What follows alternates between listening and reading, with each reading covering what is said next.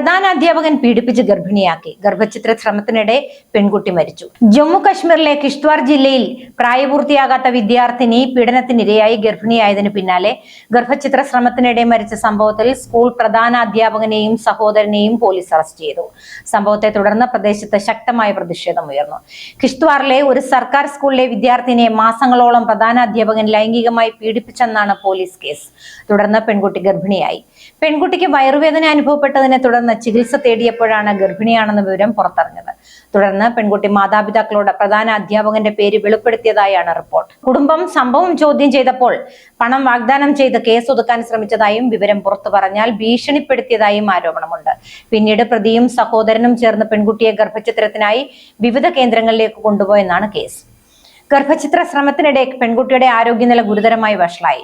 തുടർന്ന് ജമ്മുവിലേക്ക് ചികിത്സയ്ക്കായി കൊണ്ടുപോകുന്നതിനിടെയാണ് പെൺകുട്ടി മരിച്ചത്. പെൺകുട്ടിയുടെ മൃതദേഹം ഗ്രാമത്തിൽ എത്തിച്ചതോടെ നാട്ടുകാർ പ്രതിഷേധവുമായി രംഗത്തെത്തി. സംഭവത്തിൽ പോലീസ് കേസ് രജിസ്റ്റർ ചെയ്ത് അന്വേഷണം ആരംഭിച്ചു. വിദ്യാഭ്യാസ വകുപ്പ് അന്വേഷണം പ്രഖ്യാപിക്കുകയും ആരോപണ വിധേയനായ പ്രധാന അധ്യാപകനെ സസ്പെൻഡ് ചെയ്യുകയും ചെയ്തു.